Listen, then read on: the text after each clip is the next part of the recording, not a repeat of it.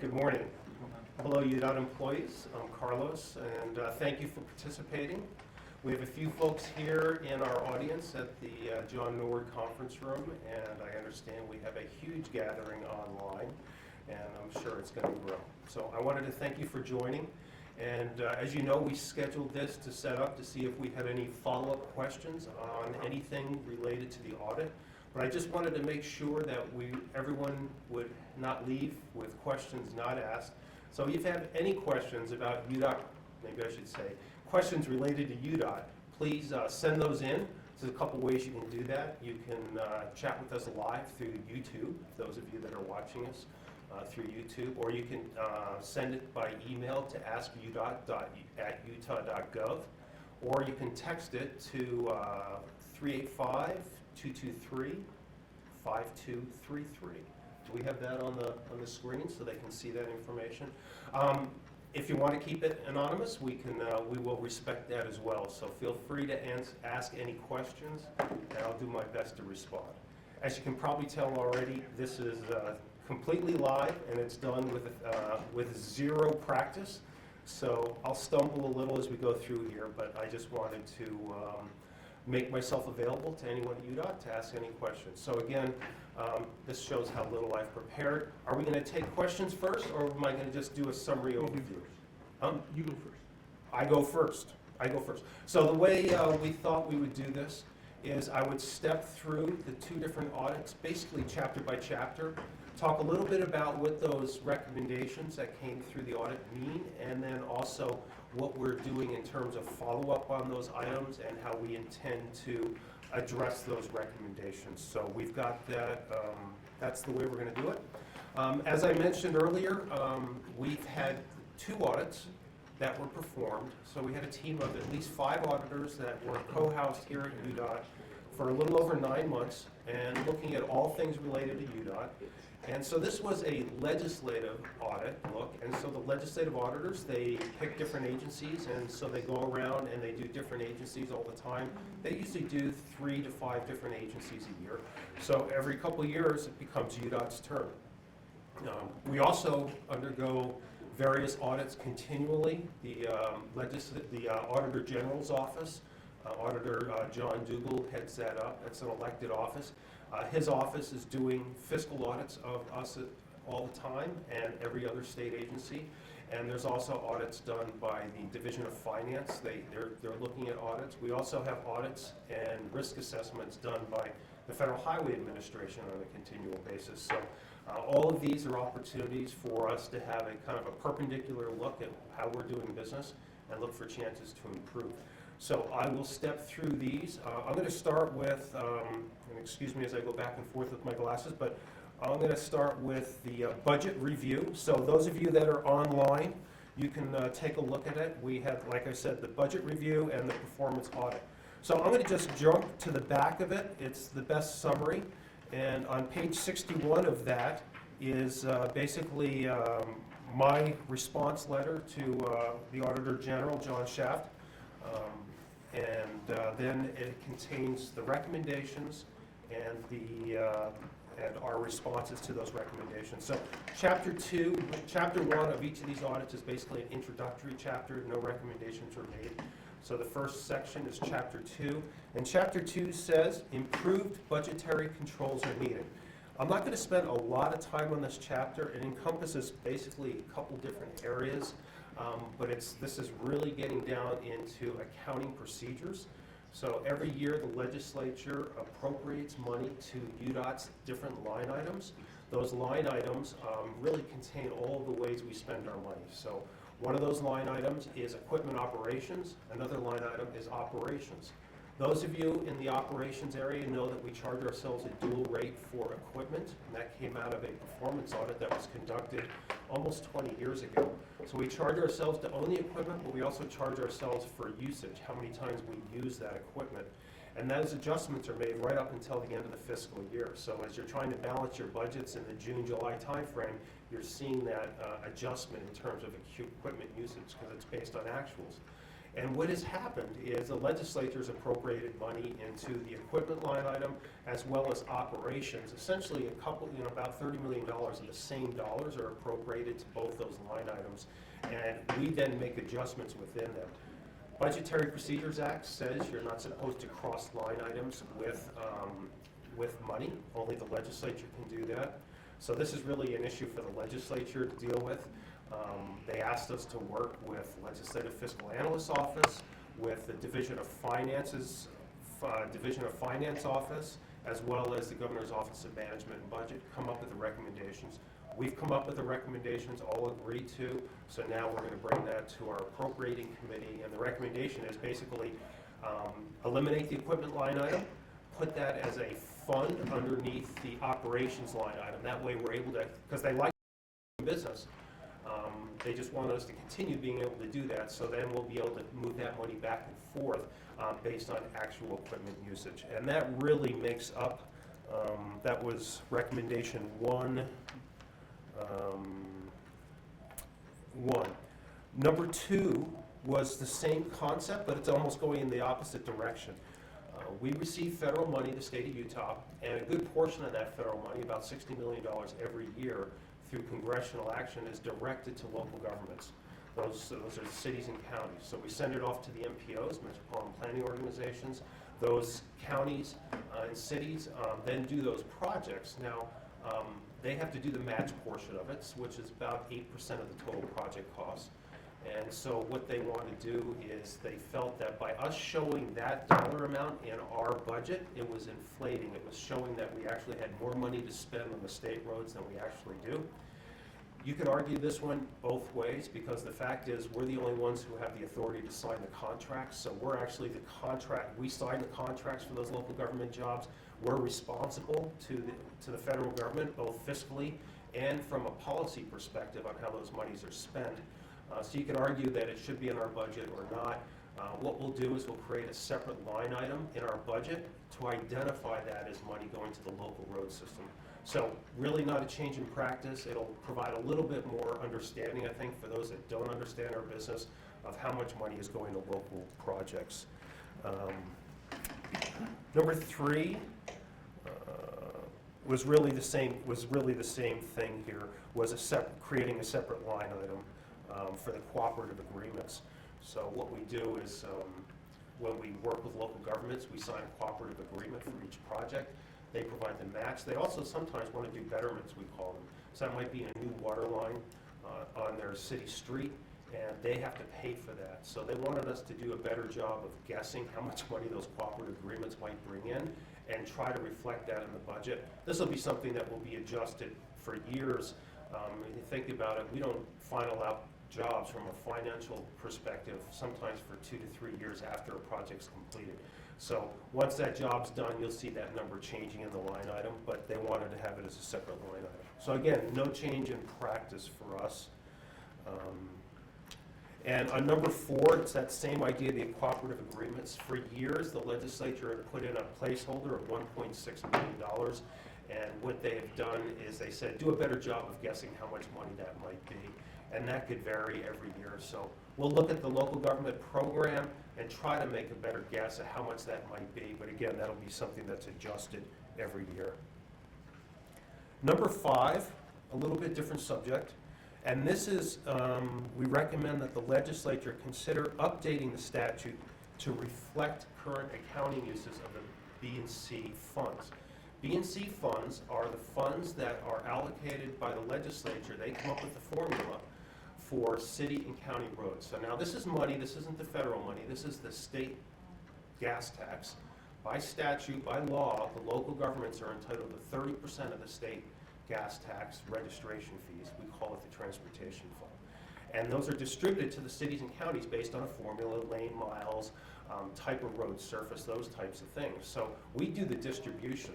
Years ago, the legislature had created a fund for B&C fund money, and it was in the Division of Finance area. So the concept was we would send 30% of the transportation fund to the Division of Finance. They would then send it back to us to distribute to the cities and towns. We've been distributing it straight from the transportation fund, not doing the back and forth. They actually thought that was the best practice. So they told, they're basically telling the legislature here, update statute, essentially eliminate that fund. So that's the recommendation we will make to the legislature. Number 6 is they felt that there needed to be a little bit more auditing of how the cities and counties were using these transportation funds, the B&C money. And they wanted us to perform that auditing. We've had various discussions with members of the legislature, leadership of our committees, and this is something they're going to talk about, but currently we provide through rulemaking the guidelines by how cities and counties can use that money. And then what they need to do is they need to follow those guidelines.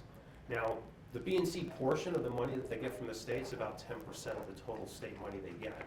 All of their money is subject to be to go through audits through the GASB 34 process.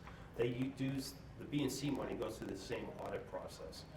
The legislative auditors thought maybe the B&C money should go through a higher level of audit than the other 90% of the money that the legislature allocates to the cities and towns. That will be a decision for the legislature to make, and they're going to have that discussion, I know, here during the session. So we will do what the legislature tells us to do. And number 7 in this area is there's a very important provision in state law. So now I'm going to jump to the Transportation Investment Fund. That's the fund that funds our big capacity projects. It's the sales tax money for our projects, also referred to by some as the earmarks. And what that one sentence in there says that we can maintain and operate the roads built with the Transportation Investment Fund. And we've been doing this. Every year we go to the legislature and we look at what kind of operating costs we have for those roads, as well as what the preservation treatments are coming up that year. And we recommend that they reduce that amount from the capacity program. And we have a big spreadsheet that's maintained by our folks up in the maintenance, central maintenance, on looking forward over the next 30 years what those takedowns will need to be. And they looked at that and they said, oh, that's going to be a lot of money on some years. We agree. And so what we're going to do is we're going to put together a more steady growth that will allow legislators to see farther out into the future what those impacts of our operation and maintenance costs will be. To a tune, everyone likes what's in the law, and they like what's happening in terms of how we're using that money for operation and maintenance, but they wanted to make sure that it was a farther look out and gave that legislators the biggest picture. So that was Chapter 2. Chapter 3 comes down to, the heading is Outsourcing needs to be better evaluated by UDOT. And one of the challenges that the auditors had is they wanted to be able to push a button and get a number for how many dollars we spent on consultants. And they weren't able to do that because all of our consultant costs, or most of them, the great majority, are consolidated within our project budgeting process. So we do it at a project level, and so you have to go project by project. And so they got the sense that we rely heavily on the private sector to help deliver our program. And you can really classify this in 3 areas. The biggest area, like I said, is projects, design and construction, oversight. The second side would be they identified about 37 positions here, mostly in the central office, where we've supplemented some of our functions with the private sector. And the third area would be maintenance outsourcing. So we outsource some maintenance activities. And so they wanted a better way to have that, to push a button and get a handle on what those total costs are. So we'll set up an accounting code, tie that back in through the various other management systems that we use. You know that we use EPM to manage our projects, and that's where our project budgets are. We use OMS for our maintenance activities, and then we use our general payroll system for the in-house activities. So we'll do a better job of giving them the ability to push a button and get those total charges. Then it comes down to let me see here. Number 2 was recommend that UDOT identify core functions and skills that it believes should be maintained in-house to properly manage consultants. And this has been an area we've been working on hard for a long time. We call it, what are the core positions we need to have? What's that core functionality, the key skills we need to have? And you're probably now starting to see that things that we put in place several years ago, We're developing a learning center, and we want to develop a learning culture. You know, education has been one of those emphasis areas for the department for the last 3 years. And so we will be more deliberate about documenting what we believe to be the core functionality of the department, and then providing that training so that every position has a training opportunity, and you know the skills you need to have for that position, and we give you the tools to be able to get those skills. And just so you know, the basic fundamental philosophy we need to all understand is our responsibility as public employees is to make sure we get fair value for the public's investment in transportation. And so this is one that we're excited about. It's one we believe we've been on the course to identify, and it's going to provide us with a little bit more backing to spend the funds that we need to be able to provide better training for our employees. The next three, so number 3, 4, and 5, are essentially looking and doing a better job documenting why you make decisions to outsource activities. And so we agreed, we believe we've been doing a good analysis of looking at trying to get that best value for the public's investment and making those decisions of where we outsource versus where we continue to do activities by UDOT employees. But we have not done a very good job documenting how we do those. And so this is an area that you're going to start to see a pretty good focus on. We're going to develop procedures for going through and developing this benefit cost analysis and looking at the full picture of what our costs are. So the auditors kind of looked down, I would say, a narrow slice of UDOT and didn't look at it in the full context of how our business runs, and looked at 2 activities in the maintenance side of mowing and of cleaning pipe, and within one region and one area of one region. And while their analysis I thought was good for that individual activity, it was not a very comprehensive look. So our benefit cost analysis will be much more comprehensive. And what it'll do is it'll help not only document why we're making decisions, but it will help everyone in the organization understand why we're making those decisions. And that, I think, is really important. And that's why I think this is going to be something that will really help the department as we move forward. Let me do a time check here. Am I going too slow? I'm getting nods that I'm doing okay. Okay, keep going, keep going. Chapter 4, contract oversight needs to be evaluated. The auditors went out and looked at 2 separate projects. One project was SR 36 in Tooele, and the other one was our Bangor Highway interchange project at the intersection where we turned it into an interchange of Redwood Road and Bangor Highway. 2 different situations, but basically they felt, based on what they saw, we needed to increase the oversight of how we do we verify that contractors are meeting the intent of the contract. And in these 2 cases, they were different situations, so I'll talk about them individually. SR 36, they looked at, I think it was about 109 signs, and they said that those signs were installed incorrectly. Well, when you go out and you understand what the contractor was doing, and the fact that the project was a 2-year project, those signs needed to be up over the winter, and the way the contractor installed the signs, the issue was the breakaway bases are supposed to be 2.5 inches above the final grade, and they were in some cases 9 to 11 inches above the grade. It's not unusual for contractors to do that installation work if those signs are needed and come back and put a concrete collar on those posts and build final grade later on when the project's moving towards completion. The taxpayer was never going to pay for extra work in this situation. Our folks were aware of what was going on. The contractors' folks were aware of what was going on. It was essentially a construction process issue. The auditors went in the middle of a job and maybe didn't quite understand how the whole project was being built.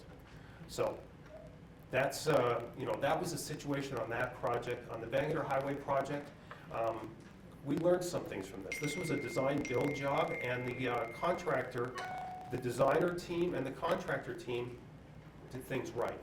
They basically took our design standards that we had available for a freeway-type facility, an interchange. Well, we only have design standards for interstates, and we did not have design standards for a Bangor Highway facility that was turning into interchanges. A lot less right-of-way, smaller facility, We were already working on new design standards for a Bangor highway type of facility. So this certainly provides the additional motivation to get those done in the future. That being said, we're not taking these recommendations and trying to make excuses for them. We're taking these recommendations as further incentive to continue our ongoing process of always looking at ourselves and to try to find ways to improve. And I believe that our contract oversight processes, like any other process at UDOT, can and will continue to improve. So I don't think there was anything that was concerning here, but I think it does further emphasize the need to continue to work together to make improvements to the department. Chapter 5, so this is the last item in the budget side, is it's titled Enhanced Cooperation and Oversight would Strengthen the Corridor Preservation Fund. Corridor Preservation Fund. We're the only state, I still think, in the nation that has a corridor preservation fund. And the intent of this corridor preservation fund that was created in the late 90s, and it's now referred to as the Marta Dillry, she was a representative, the Marta Dillry Corridor Preservation Fund, was for us to start to help people. Like, we did it, where it started was we did an environmental document on US 89 or Mountain Road in Davis County. And that environmental document was done in '95, but we never had funding to do the project. And there was a lot of people on that road that were either trying to move or became sick and couldn't sell their houses because we had drawn a line over their houses. And so the Corridor Preservation Fund was set up for us to be able to buy homes, properties from willing sellers for two purposes: to alleviate hardships, like I just described, or for corridor preservation, where a property owner wanted to develop that property, and if they had developed it, then it would cost the department more money once the project was funded in the future. So to be eligible, the properties have to be contained within a project that's on the Unified Long Range Plan, so 30-year long range plan, and there has to be money in the fund. The most of the money from the fund comes from, there's a tax on rental vehicles. So I think it generates about $4 million a year. Transportation Commission makes that final decision on whether to allow the department to make an offer to see if we can get a willing seller to buy the property. What has happened in several cases is there was property that was undeveloped where a city was in a position where they changed the zoning. And there's a lot of pressure on communities. They want to change.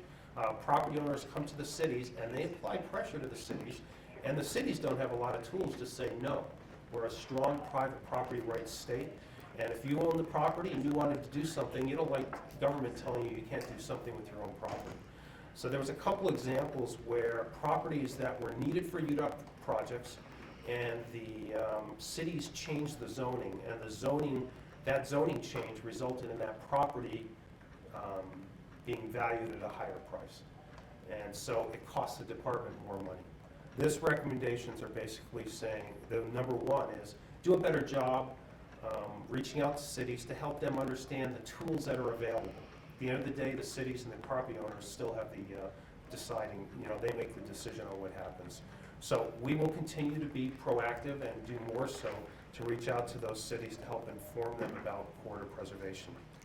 The last one, number 2 in this area, is we, because of corridor preservation, we own homes. We own homes throughout the state on these properties we've purchased. And what we do is we have a small section within our right-of-way division that helps manage these homes. We rent them out, and that's a property management function. And they wanted to make sure that as part of our normal auditing process, we would continue to look at this as an area to be audited with our internal audit division.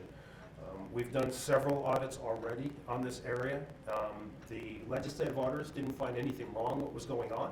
They just felt it was an area of risk and we should continue to keep it on our audit plan, and we've done that. So that was a good recommendation. I'm going to leave the budget one and jump into the performance audit right now, unless I see nobody here telling me not to do otherwise. Okay, keep going. So I'm getting this simple to keep going. Okay. Excuse me. So the performance audit. Chapter 2, UDOT bidding practices can be improved. And so I am going to, there's two recommendations here. I'll kind of consolidate them into one discussion.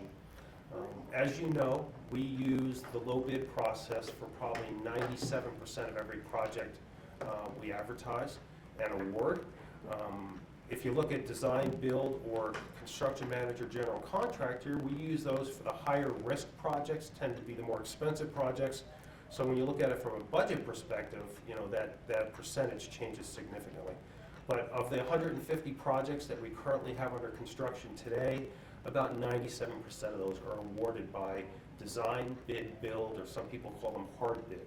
Now, the auditors were interested in asking us to see if we can find a way to quantify those contractors that give us higher quality, and then maybe we should find a way to disincentivize contractors that don't provide as high quality, and I'll say this, and penalize them in future projects. Now, there is very little wiggle room on how we do design, bid, build. There's a federal process that we follow. There's two examples that they pointed out. One is New Mexico, that's in a pilot program right now, looking to try to find a way to incorporate quality in project contractor selection. It's receiving a lot of national questions about that. It's the contractor's point here is they're really concerned that there's subjectivity happening that could impact their business. The other example was one that Washington State does and our DFCM, Division of Facilities and Construction Manager, does in their pre-qualification process, and basically maybe being more selective in who can be pre-qualified to bid on our jobs. Bottom line is we hold every contractor to the contract. Our quality standards are established by our contract, and that's really what our construction oversight responsibilities are, is to make sure the public gets what they pay for. And so it's an area, we have two projects right now that we're doing what we call, it's a federal special experimental process, a SEP process, looking at incorporating, and it basically deals with items that we can quantify on the asphalt paving side, and how can we incorporate that into future project selections. Region 4 is leading the effort on this right now. Very interested to see if this can help us lead us to, you know, higher quality. Because at the end of the day, those contractors that, you know, you just know they're going to do the right thing at the end of the day, they're easier to work with, it costs less money. It would be great to have all of our contractors at that same level. So we're going to continue to work on this and see if we can find, you know, improvements. You know, and UDOT's been a leader. We were the first ones to use design build, which a big part of design build was bringing quality into that selection process. And construction manager, general contractor, again, the first ones to use that in a state DOT, and has resulted in, I think, really good value for the taxpayers. Okay, chapter 3. UDOT is not following statutory audit requirements. Ouch. When I saw this, I was disappointed, and I hold myself completely responsible for this. Let me paint the picture for where we are and how we got here.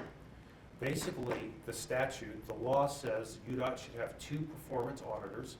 Those performance auditors should be confirmed by our Transportation Commission, and the Transportation Commission should be selecting, they use the word prioritizing, the performance audits. That's where we should be. Now, where are we, and then how did we get here? The way we do this is we do performance audits every year. We outsource them. And those audits are selected by our Audit Advisory Committee, which is basically myself, the chairman of our Transportation Commission, and an outside individual who has special knowledge in the department. This is the way it's been done since Tom Warren was here. It's the way it was done through John Nord. So from the beginning, this is the way it's been done. And the legislature's been aware that this is the way it's been done, because every year we present those performance audits to the legislature. This goes back to 1995-96, when the legislature was looking to create, to build I-15 in Salt Lake County. They created the Centennial Highway Fund, so they were bringing general fund money, sales tax money to transportation for the first time. And they wanted UDOT to have skin in the game. So every year, going back to the mid-90s, there has been a transfer of $6 million from the Transportation Fund to then the Centennial Highway Fund and now the Transportation Investment Fund. And it's always been referred to as UDOT efficiencies.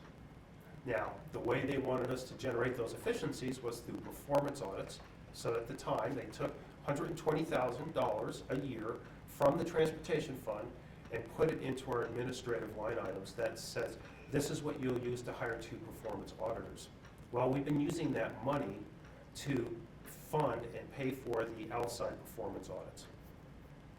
We've had quite a bit of discussion in the last several weeks with legislators about how we've been doing this and what the statute says. And so I immediately went to our HR group, to our auditing group, and said, we gotta immediately get those performance auditors on, bring them in and hire them. And I've been asked to hold up and not move forward on that just yet. They want to have a discussion as a legislature. Like I said, they kind of like the way things are working now. The piece that I've asked them not to change, because I think adds a lot of value, is the piece working with our Transportation Commission on picking the audits with them. And so that I've asked to continue, but really the decision in this area is not going to be done until we probably get through the legislative session. So that essentially covers that chapter.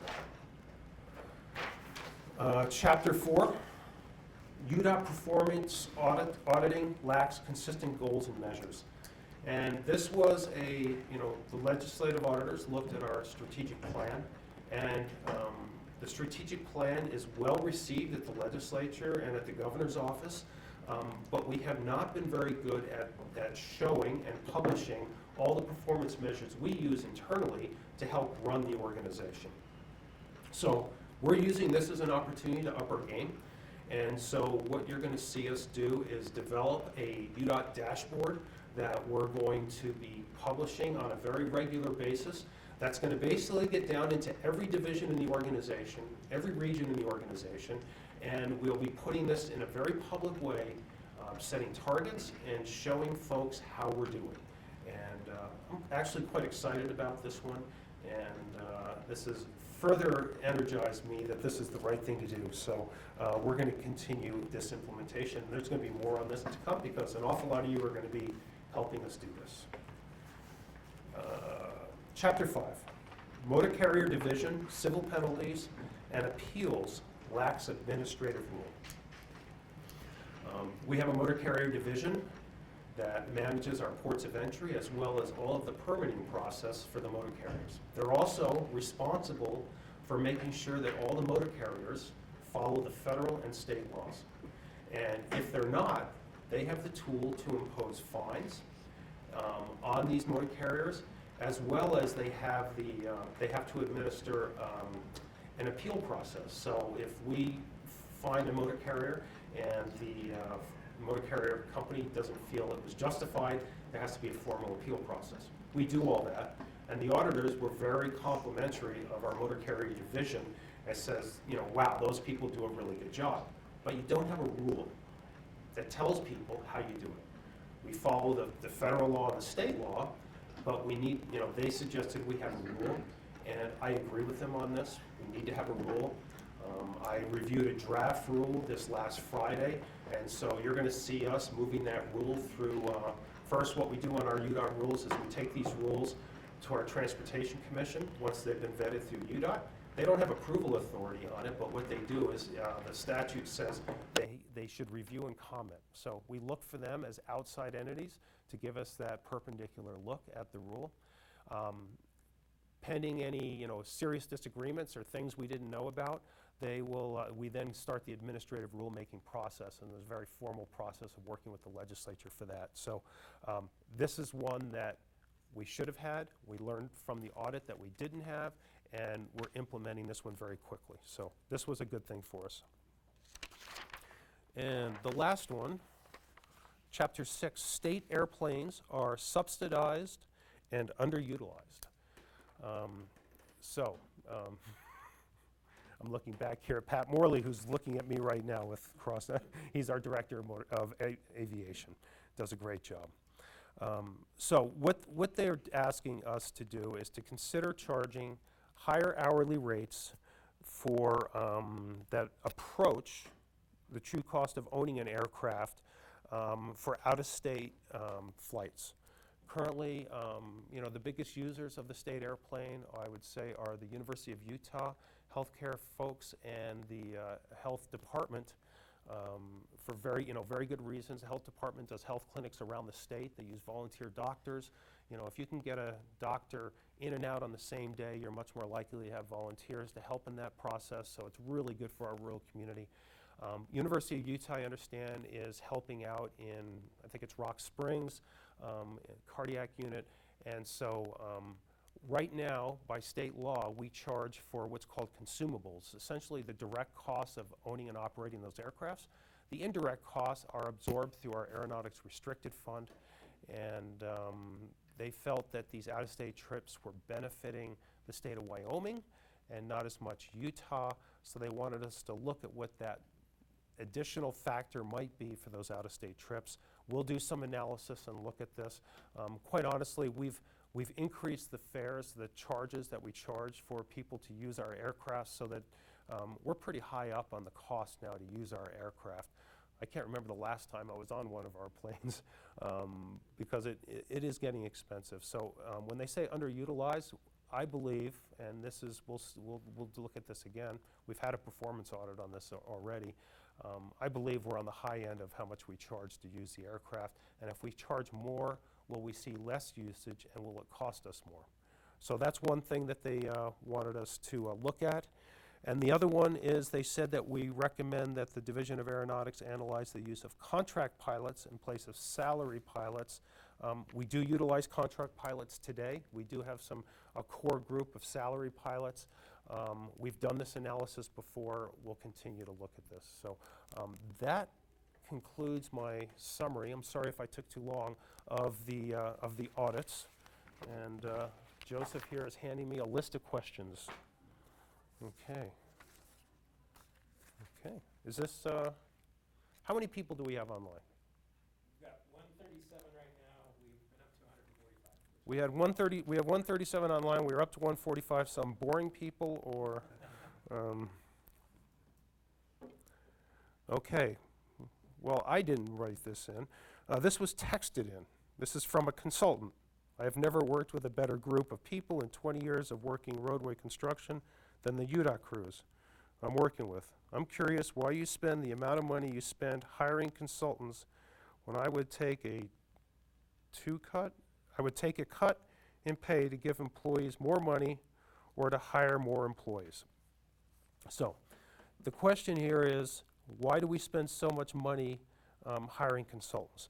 And this is something that's going to, I think will become more obvious through the benefit cost analysis, the formal financial analysis that we're going to do on this. We have a set amount of employees. We have a set, what's more importantly, we have a set amount of money for employees. And we're pretty much using all of that employee money right now to hire employees. But the fact of the matter is our work is all over the place in terms of workload. So we're up and down all the time, and our bottom line is we try to maintain a core competency, so we have a core staff that will always be here employed by the department. So is there room to grow that staff? There might be, but there's not a lot of money to do that. That would be money that we would take from projects, and that would have to be approved through the governor's office and the legislature. So bottom line is the auditors wanted us to do benefit cost analysis to look at bringing in, to make those decisions for outsourcing and or doing it inside. But the decision to pay our people more money, that is going to be completely based on the legislature, and that's got a very regimented process of looking at what are considered equivalent positions in industry and benchmarking against them. And even in cases where we've been able to demonstrate that we're below that benchmark, we have not been very successful in being able to make significant increases in employee salary. Some of you know we made some changes in for some of our mechanics last year, our accountants. I can't remember, there was a couple other positions here that we were able to make those targeted increases, but it was very data-driven process, and that was 2 years ago. Last year, I don't think we got any of them through. So it's a hit and miss proposition of whether or not the legislature will fund them. So bottom line is we try to deliver our projects as best we can, and we try to do it at the lowest cost we can. But we greatly need and rely on our private sector partners. This one has been emailed in. What has the legislature been asking about operations? National Initiative, TSM&O, Transportation System Management and Operations. Do we have plans to move forward with TSM&O at UDOT? Yes, and we have been. Our Traffic Management Division, or Traffic Operations Center, is really the nerve center for UDOT, and we're continuing to increase the emphasis on operations. Operations is a big part of how we're going to be successful. I think you've heard me say before, we really deliver our products, our 3 strategic goals, by using 3 processes. We maintain the transportation system, we do projects, and the third one is we operate that system. Operations is an important element today and will continue to increase in importance in the future. Some of you may have seen some of the presentations we've done on looking at a managed roadway for I-15.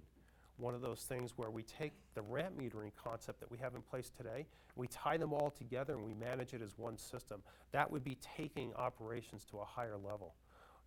We made the decision a couple years ago to basically create a matrix operation out of our incident management teams who continue to do such an excellent job out there. I had the chance a couple weeks ago to spend a Friday afternoon out on our interstates with one of our fine incident management responders, and it was amazing how fast he was able to, he'd get called to a scene, he'd hook up a car on his, he was able to hook it up as a tow truck and tow it off the interstate, and just, it happened so fast. And so operations is a big emphasis for UDOT. If you look at the measures that we provided in our strategic plan last year, those 2 measures that we provided last year, we're going to continue to emphasize, were reliability and delay. Reliability is a big part reflection of how well we're doing on managing this system. And so, yes, TSM&O, Traffic Systems Management and Operations, is going to be a big part of UDOT's future, and I think it's a really exciting area for the department. Ask if there are any questions from the live audience. Hi, live people. Do you guys have any questions? Oh, come on. Come on, Jim, what are you thinking? Jim, you sit in the front, he knows your name.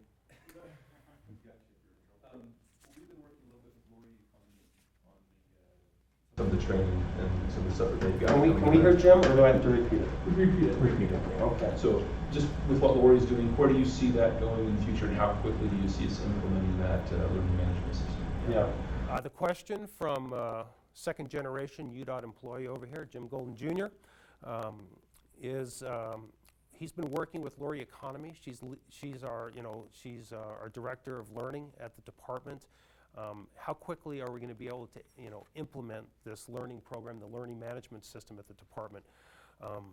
If we haven't sent it out yet, we're about to send out the one training on integrity and ethics, right? Legislature in their wisdom has felt that we needed all state employees additional training, and we're going to use that as the opportunity to introduce, and it'll happen here in the next, probably this week or next, our learning management tool that every employee is going to have a login to, and it's basically going to be your one-stop shop for all training for you as an individual, and it's going to be what we believe will help take you take you wherever you want to go in the organization, give you that opportunity, and also help the department meet a lot of the items that were identified in the legislative audit. Because at the end of the day, it comes down to people.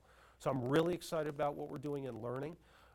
We're also looking at creating a learning center here, the old cafeteria at the complex. As many of you know, it's not the most inviting location right now, and we're going to turn that into the learning center for UDOT and create really nice facilities for people to come in, have some schoolroom opportunities, some training opportunities. So between the technology we're implementing and development of the course curriculums for every position at the department, every position in the department will have the needed training, and we will develop the content behind that. And so the question Jim asked, how quickly will we do it? Well, it's starting right now, so we're putting the camel's nose is in the tent. And how fast we can get that full camel in the tent, you know, comes down to one of those things that always is the problem. It's money. And so we're looking and always trying to look to find ways to increase the funding to do additional training. But it's a very serious commitment for me personally and for the UDOT learning team, the leadership team. It'll be a big part of the future of UDOT. So thank you for helping out on that, Jim. Anyone else in the audience? Nothing? It's all good. Joe's pointing at me back to the questions. Okay. Okay. This was emailed in, Region 4 Maintenance.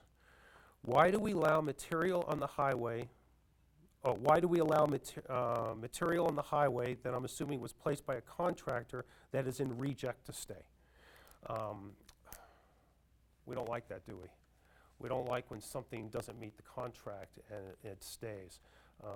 By and large, that is not what we want to see happen. And what we do is we will disincentivize it. We'll have penalties on that.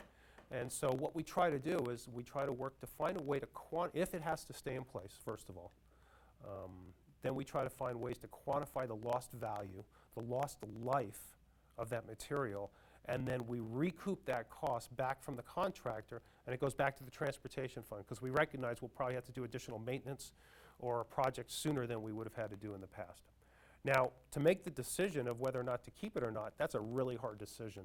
And it comes down to that balance that we all make every day in our lives. So if everything were clean and simple and I had plenty of construction time left, I didn't have winter staring out of my back, or I didn't have businesses that were undergoing a hardship because we had construction projects going on, and I had the time and the ability to make that contractor fix it right, we would. So that's what we're constantly balancing, is trying to figure out what's best for the public.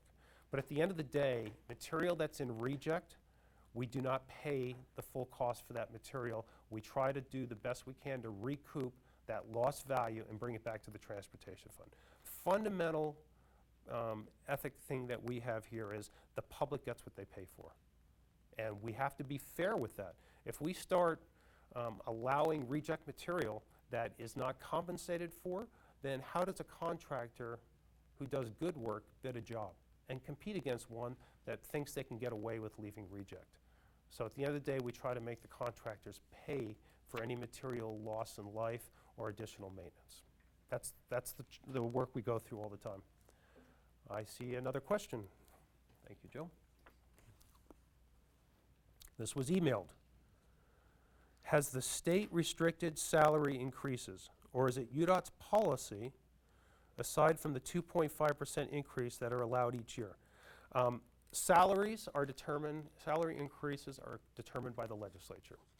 So what you see every year, the process for this is that the governor will make a decision, as representing all state agencies, how much he or she wants to recommend to the legislature for a salary increase for the employees.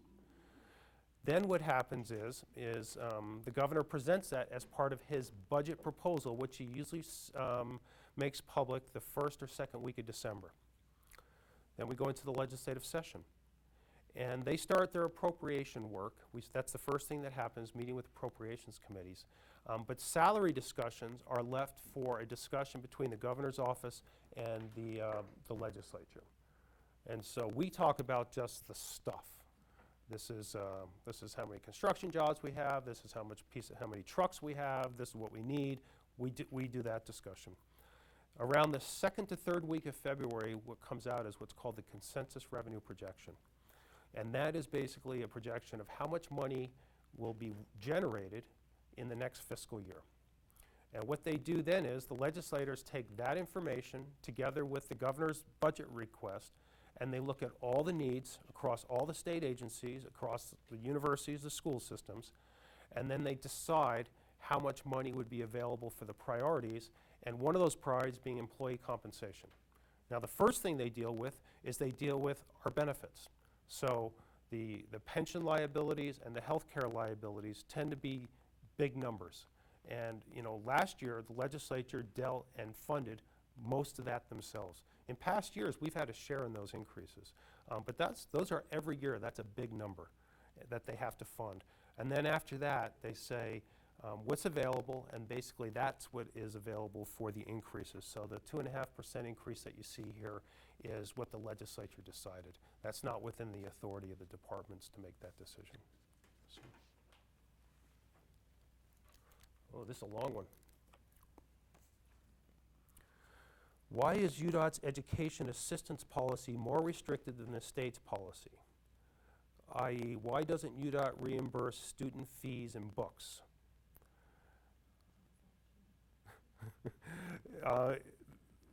There's only so much money. I thought we were pretty close to what the state.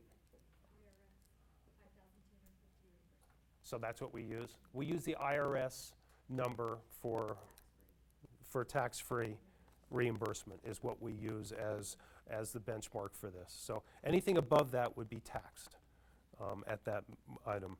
It says student fees and book. We chose to just be tuition so that they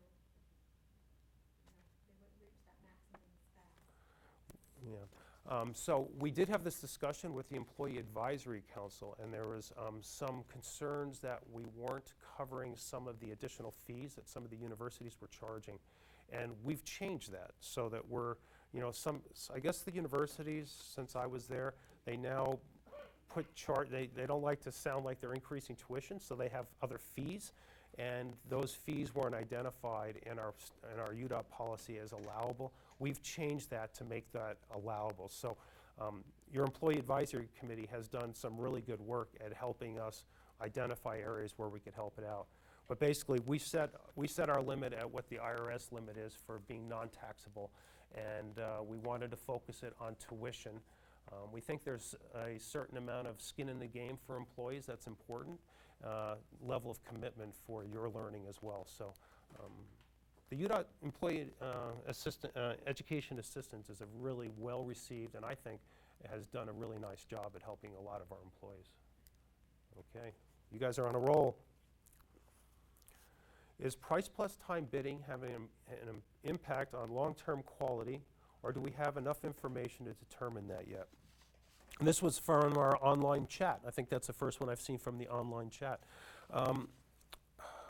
Again, the bottom line is, no matter how the bidding was made, the contractors are held to the contract. Now, did we tighten screws up too much on price plus time in some cases?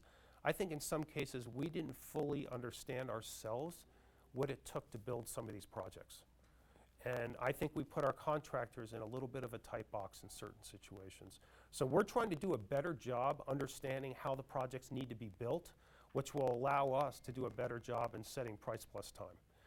So those of you that don't know, in our hard bids, those low bid awards, we award based on the combination of the lowest bid as well as the shortest amount of time to do that project. And this stems from a really important discussion we had for years. The public hates to go through construction jobs. I hate to tell you guys that. As much as I love driving through a construction job, the public hates driving through a construction job. And what they really hate, they hate driving through a construction job where there's no work going on. If they could see work, then okay, there's progress being made. They really hated that. And we received for years so many bad comments from the public and the legislature on this. And I'm telling you, we increased our currency with both the public and the legislature because we were using price plus time. Because when a contractor now gets on a job, they're in, they work hard, and they get out. I can't tell you how much value that's brought to us as an organization, and I firmly believe we would not have gotten the gas tax increase in 2015 if we didn't have price plus time as part of the way we do our work. I firmly believe that.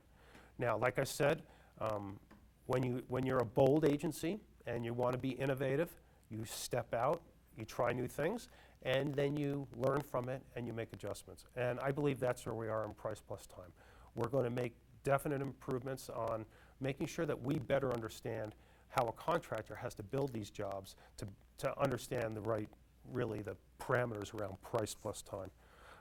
So I believe we're getting the quality on those jobs as well, which was the question. This was texted in.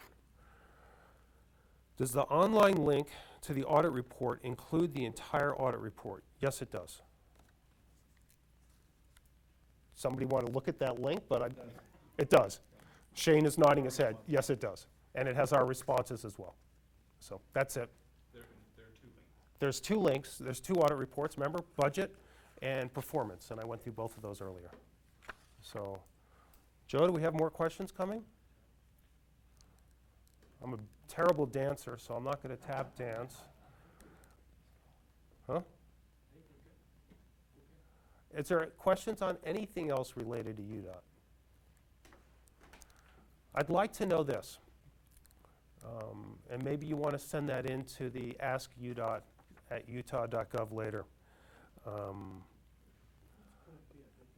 Tell me if this is worth your time, how I can improve this. If you don't, if this adds no value to you, you don't care, let me know. To me, it's very important to be completely open and transparent with every UDOT employee. You guys are the folks that do the work and make UDOT look as good as UDOT is. And we are very well respected, and we have a high degree of trust with our elected officials. And I'm telling you, I was with the governor last week a couple times, and his regard for the work you're doing is unbelievable. He really respects you. So let me know what we can do to better communicate with you as our employees. What are the things you like? What are the things we can improve on? I'm told here, sorry the volume has been a little low. So we'll try to figure out the volume. Sorry.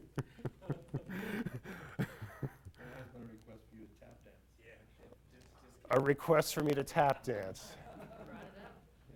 We'll leave that for another day. Is there okay, I'm being told to stop talking.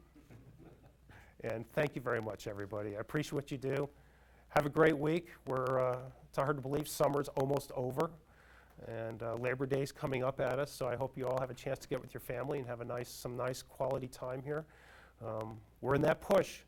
We're in that push to finish our construction jobs before winter season comes up, and it's not going to be too long here before we're talking about pushing snow instead of finishing construction jobs. So thanks for what you do, and have a great day, everyone.